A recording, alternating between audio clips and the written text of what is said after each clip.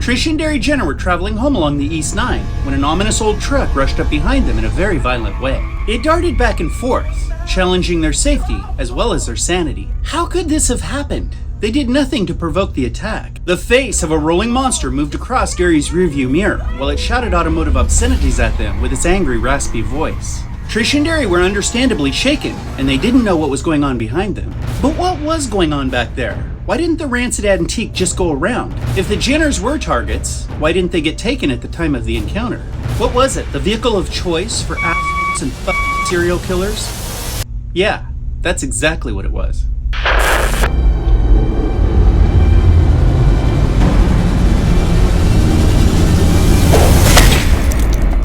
A brother and sister were navigating the long way home, looking for some time away from responsibility. Well, kinda.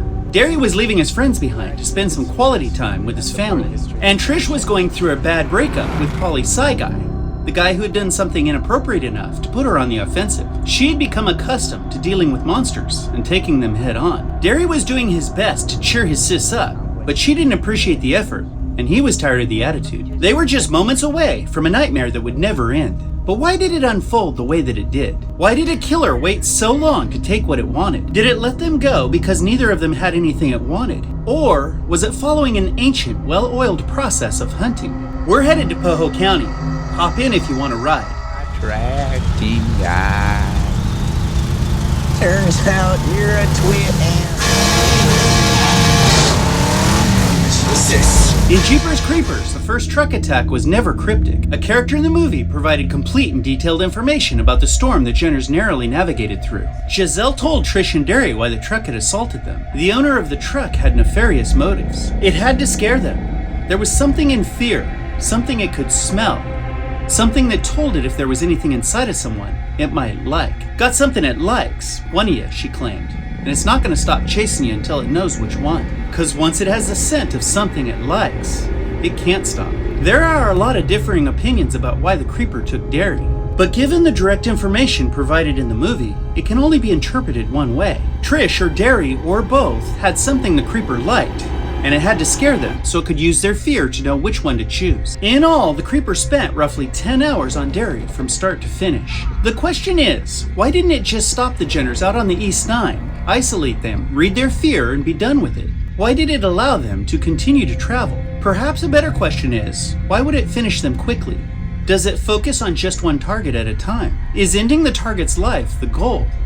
What is the creeper's purpose? Let's first answer some questions by looking to other characters the creeper liked.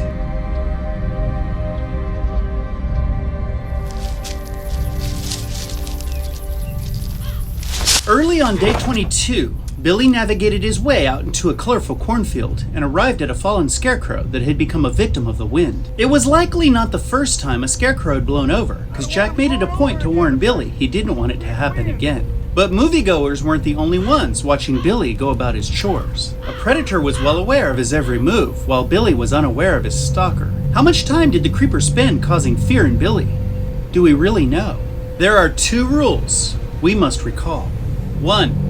Only certain things from certain people. 2. It has to scare you. There's something in fear, something it can smell, something that tells it if there's anything inside of someone it might like. The creeper knew Billy was a prime target. How do we know? Because it spent a lot of time taking the place of an old scarecrow, just so it could cause fear in a young boy. It must have had history with Billy prior to day 22 in order to spend that much precious time scaring him. And that brings up other questions. What were the chances the scarecrows were blowing off their perches when they were wired to them? Not only that, what was going on with the Post Puncher 500? Both boys denied playing with it, although Jack was certain it had been tampered with. There's no concrete evidence to follow, but it's plausible to assume the creeper visited the Taggart farm long before we did on the morning of day 22. The point is, the creeper didn't just show up and take Billy, it stalked him. But there's another example, one with better indicators of the creeper's hunting patterns. A lone bus full of kids stranded out in the middle of nowhere, each awaiting confirmation of their destiny.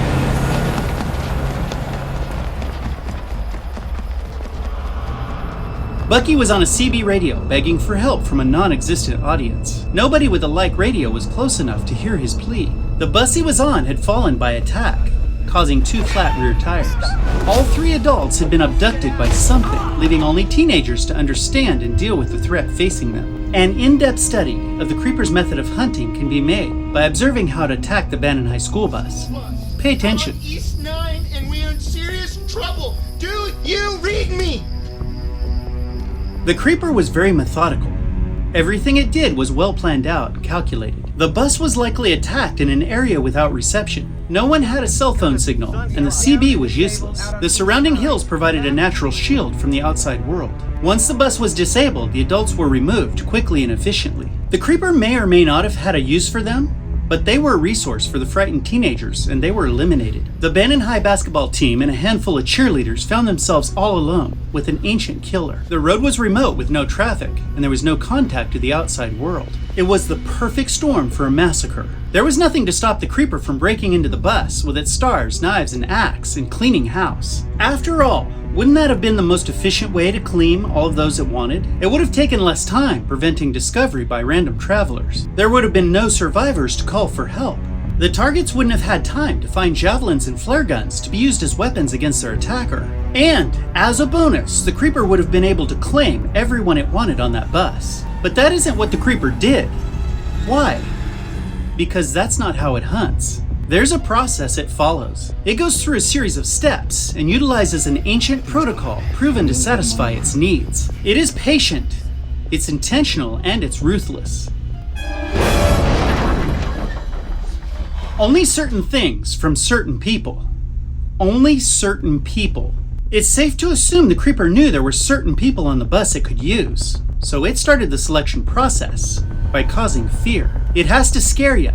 When it took Coach Barnes, it made itself known.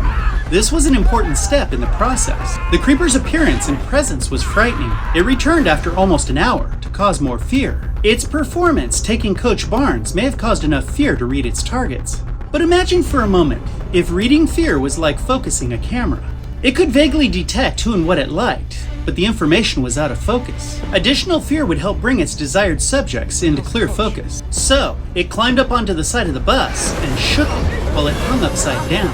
It was kind of a bizarre moment, but bizarre enough to be terrifying. It was able to begin choosing victims, and it did. And that's if its choices were intended to be accurate. Maybe what we witnessed wasn't the action of actually choosing victims, but rather another technique used to create fear. It worked. Everyone on that bus was in perfect focus.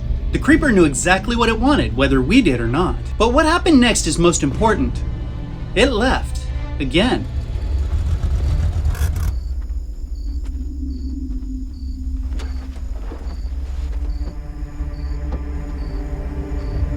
It's difficult to know exactly how long the creeper was gone the second time, but it was absent for Minxie's dream and a good portion of the Taggart's travel. And even when it did return to the bus, it didn't go after its prime subjects. There's no denying it wanted Bucky, but he was also trying to call for help. It's more likely the creeper was trying to keep the bus isolated than it was putting Bucky at the top of its list. If Bucky hadn't jumped on the radio to call for help, would the creeper have returned as quickly? It's hard to say. Nevertheless, it must be noted that the creeper initiated contact with its potential targets, created fear in them, and then let them go. Twice. Just like it did with Trish and Darry. Now, do you see the pattern? The creature seems to apply fear to its targets, followed by a temporary time of inactivity. And this pattern the creeper follows helps us answer our first question.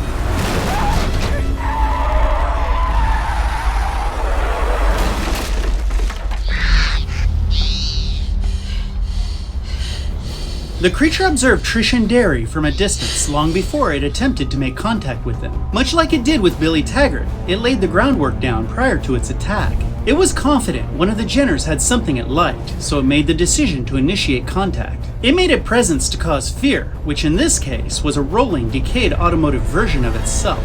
It stormed up on Trish and Darry in their rear window, much like it did to the Bannon High School students when it jumped up onto the bus's side windows. It applied heavy doses of fear and then let its targets go. And it did this twice. The creeper always wanted the Jenners, and it never planned on taking them during its first two encounters. But that brings up another question. Where did it go? Does the creeper only seek one target at a time? Does a gourmet chef create a fine dining experience for just one patron at a time? Certainly not. Seasoned chefs create meals for dozens of people in one beautifully coordinated effort. Wouldn't it be shallow-minded to imagine the creeper hunted only one target at a time? It must have had many targets it was maintaining contact with. The creeper initiated fear in the Jenners and maintained a connection with them, while it went to reap the benefits of another chase that was closer to a payoff.